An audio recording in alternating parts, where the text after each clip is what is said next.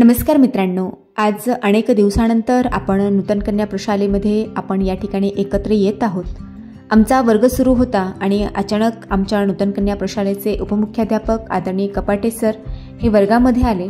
सरांचा राऊंड नेहमीच सुरू असतो आणि अशाच राऊंडच्या दरम्यानमध्ये सर वर्गामध्ये आले आणि वर्गामध्ये आमचा उपक्रम सुरू होता। उपक्रम काय होता तर उपक्रमाचं नाव होतं यशाचे मानकरी। आजच्या यशाच्या मानकरी या सत्रामध्ये तुम्हा सर्वांचे या ठिकाणी मनपूर्वक स्वागत आहे। तुमच्या 5वी क च्या वर्गामध्ये आज आवर्जून आपल्या प्रशालेचे उपमुख्याध्यापक आदरणीय कपाटे सर या ठिकाणी आलेले आहेत। एकदा जोरदार टाळ्या वाजवा।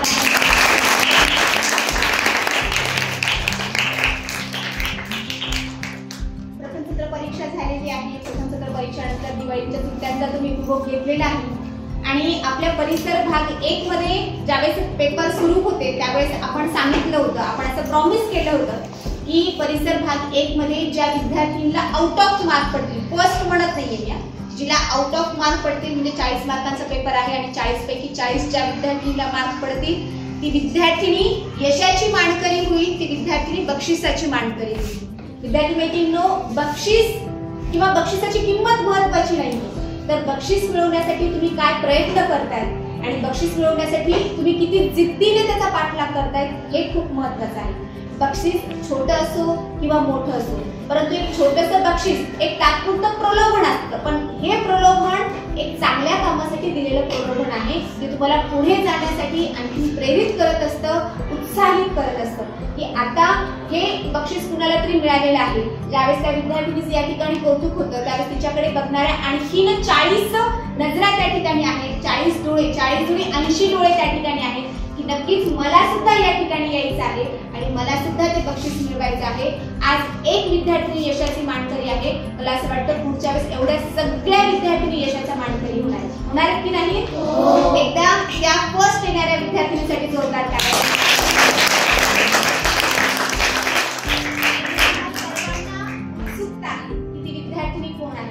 वर्गामध्ये आलो होतो त्यावेळेस तुमच्यापैकी अनेक विद्यार्थ्यांनी वेगवेगळ्या विद्यार्थिनींच्या नावाचा उल्लेख केला की ही विद्यार्थिनी प्रथम असेल, ही विद्यार्थिनी यशाची मानकरी असेल आणि मला सांगायला खूप आनंद होतो की आजच्या यशाची मानकरी आहे तुमच्या वर्गातील अतिशय शांत असणारी विद्यार्थिनी कुमारी संस्कृती ताठे।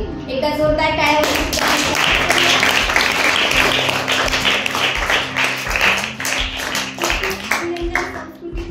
तुम्हाला सगळ्यांना माहिती आहे की संस्कृतीबद्दल जर सांगायचं म्हटलं तर अतिशय शांत आज्ञाधारक विद्यार्थिनी, कधीही वर्गामध्ये गैरहजर नसणारी विद्यार्थिनी।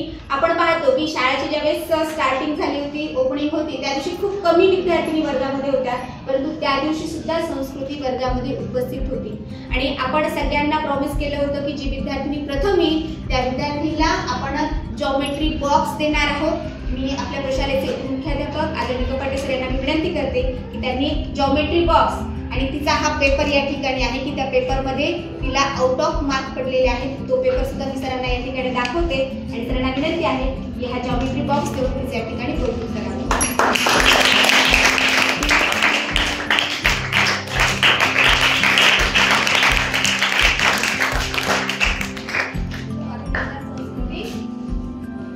मला सगळ्यांना बक्षीस घ्यायचंय ना? संस्कृती सारखं परत इथे यायचंय ना? एकदा तुमच्यासाठी जोरात टाळ्या।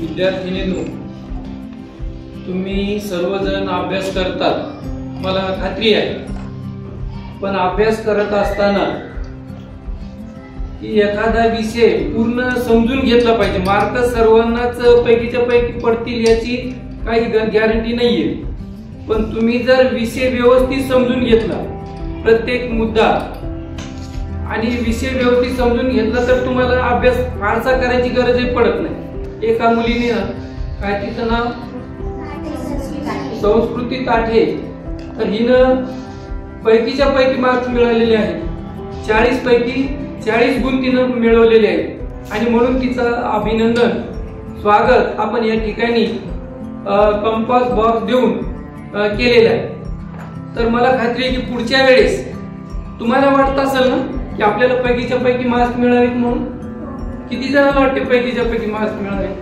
सगळ्यांचं. तर सर्वांनाच वाटते आपल्याला पैकीच्या पैकी मार्क्स मिळाले पाहिजे. मग त्यासाठी काय करावं लागेल बरं? अभ्यास. कोण करणार आहे? तुम्ही करणार आहे, बरोबर आहे. तर तुम्हाला अभ्यास करावा लागेल. पैकीच्या पैकी मार्क्स मिळतील नाही असं नाहीये, पण त्याच्यासाठी अभ्यास करावा लागेल.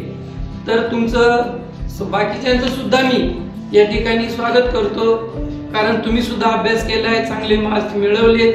प्रत्येकालाच काही पैकीच्या पैकी मार्क्स मिळत नसतात, पण जास्तीत जास्त जणींनी काय करायचं, पैकीच्या पैकी मार्क्स मिळवण्याचे प्रयत्न करावे लागतात आणि तुम्ही करणार आहात. तर या ठिकाणी मी तुमचं सर्वांचं थोडंसं एका दुसरा मार्क जरी कमी पडला तरी तुमचं स्वागत करतो, अभिनंदन करतो. आणि तुमच्या मॅडम राऊत मॅडम फार म्हणजे ज्याला म्हणतो की कल्पनाशक्ती त्यांची खूप दांडगी आहे, कारण वेगवेगळ्या कल्पना डोक्यामध्ये आणतात आणि त्या कल्पना राबवतात.